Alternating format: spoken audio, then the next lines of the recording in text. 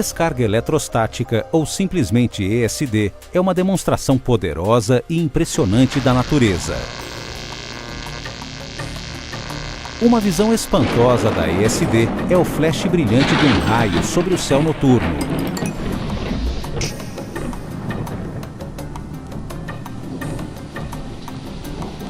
Em uma escala menor, pode ser apenas um incômodo, como um cabelo frisado em um dia de vento seco ou um pequeno choque ao segurar a maçaneta da porta.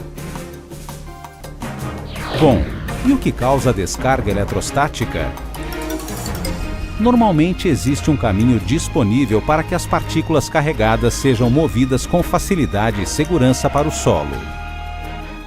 Se esse caminho estiver danificado ou bloqueado por um isolador, as partículas carregadas se acumulam e aguardam a oportunidade de se deslocarem para outro objeto. Quando tais objetos estão muito próximos ou quando existem suficientes partículas acumuladas para superar a distância, elas se deslocam e causam uma fagulha. Geralmente essas fagulhas ocorrem em uma escala tão pequena que nem sequer chegamos a vê-las ou a senti-las.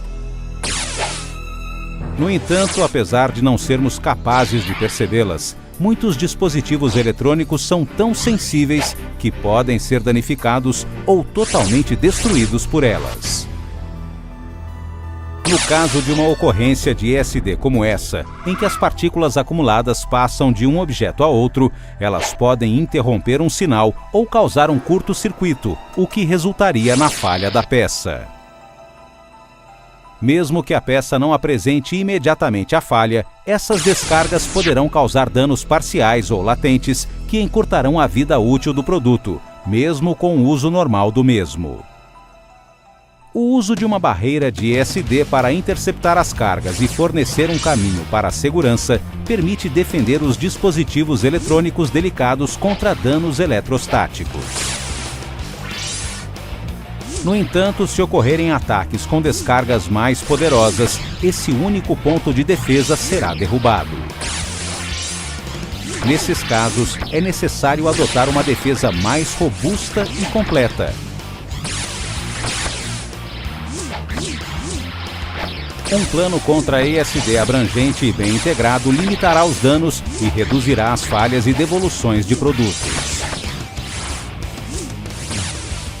Na verdade, os danos decorrentes de ESD são hoje um dos problemas mais sérios da indústria de eletrônicos. Somente nos Estados Unidos, tais problemas causaram prejuízos de centenas de milhões de dólares ao ano. É o efeito cumulativo dos danos de ESDs que aumenta ao longo do tempo.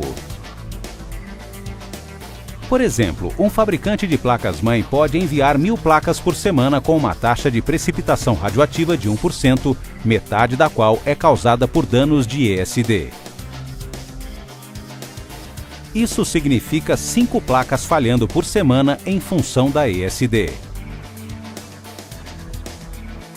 Se as placas custam uma média de 120 dólares, isso gera uma perda de 600 dólares semanais, ou 31.200 dólares por ano. A devolução de produtos que apresentam falhas de ESD latentes custam ainda mais caro. O fabricante gasta mais dinheiro em suporte ao cliente, custos de entrega e testes de depuração na fábrica. O impacto financeiro e os danos à reputação da empresa podem ser evitados enormemente por meio de práticas bem implementadas e de baixo custo. Para minimizar as chances de danos de ESDs, existem 3 áreas de foco principais: equipamento pessoal, ambiente de trabalho e área de trabalho individual. O custo de fornecer a um trabalhador um equipamento apropriado de segurança contra ESD pode ser menor do que o de uma única placa-mãe atingida por uma ESD errante.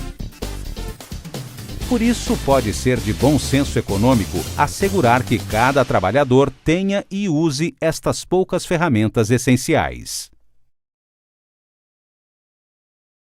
Primeiro, antes de entrar em qualquer área de ESD, eles devem usar calcanheiras contra ESD em cada sapato. Uma vez fixadas as calcanheiras, o fio condutor deve ser colocado dentro da meia para que fique bem junto à pele. Colocá-lo entre a meia e o sapato não fornecerá o aterramento necessário, por isso, certifique-se de que o fio esteja em contato com a pele. Como alternativa às calcanheiras, pode-se usar sapatos para ESD. Esses sapatos terão os recursos condutores necessários nas áreas sensíveis a ESD e podem ter outros recursos industriais, como biqueiras de aço para trabalhar perto de equipamentos pesados. Deve-se usar uma pulseira de aterramento durante o manuseio de produtos eletrônicos.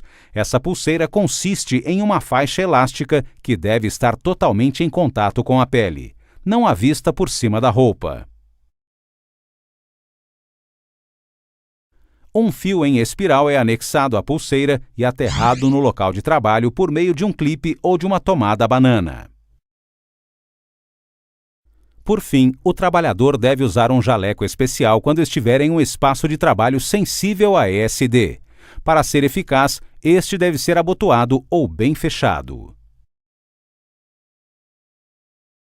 Depois de vestir as calcanheiras ou sapatos, a pulseira e o jaleco, toda pessoa que entrar na área sensível a ESD deve checar seu equipamento em uma estação de teste. Se o teste falhar, será necessário verificar se a pulseira ou os sapatos estão em bom estado e vestidos de maneira adequada e corrigir o problema antes de prosseguir. Em geral, esses itens são conferidos na mesma estação de teste.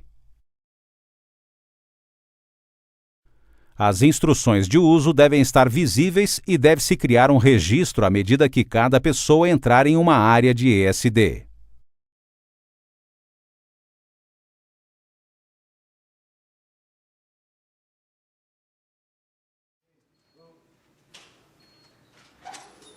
Um local de trabalho equipado adequadamente contra ESDs deve atender a duas áreas fundamentais: ambiente e aterramento apropriados. Como o ar seco contribui para a formação da ESD, o ambiente de trabalho deve ter controles de umidade. Recomenda-se manter o nível de umidade do ar acima do padrão mínimo da indústria, que é de 21% de umidade relativa.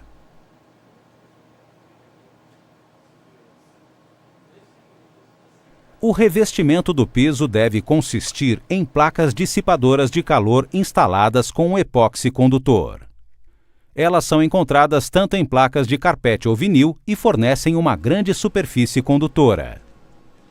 Toda a superfície do piso é então aterrada na estrutura do prédio ou em um terminal de aterramento.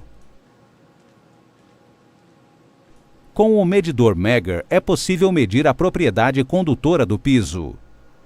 Posicionando as sondas de acordo com as especificações, uma pequena carga é enviada através do piso.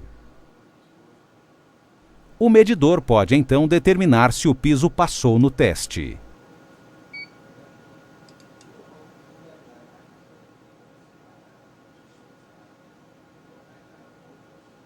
Os pisos não condutores falharão no teste.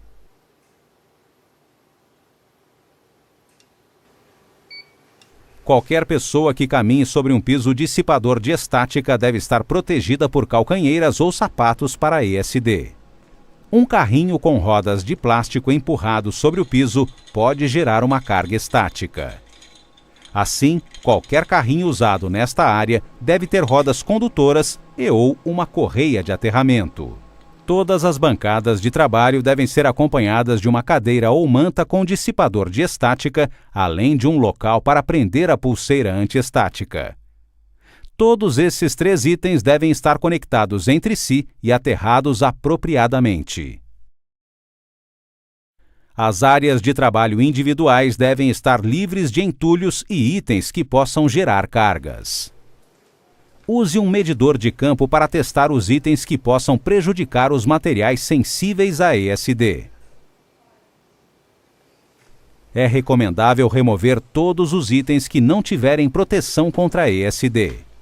Cada bancada deve ter uma cadeira protegida contra ESD. Essas cadeiras contêm materiais dissipadores de estática no assento e no encosto. A cadeira é aterrada ao piso por meio de rodinhas feitas de materiais condutores ou por meio de uma correia de aterramento.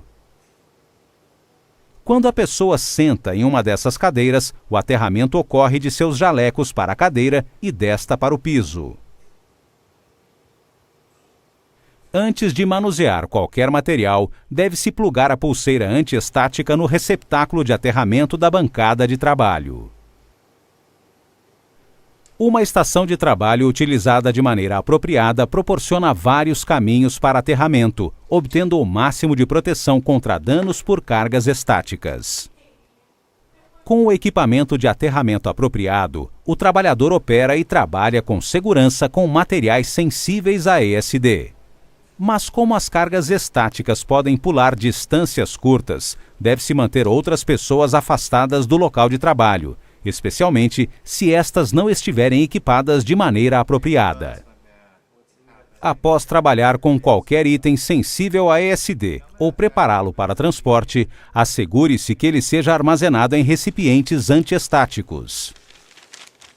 O material da embalagem deve envolver totalmente o item. Essas medidas preventivas levam pouco tempo para programar, não atrapalham o trabalho e compensarão rapidamente o investimento com o aumento dos lucros.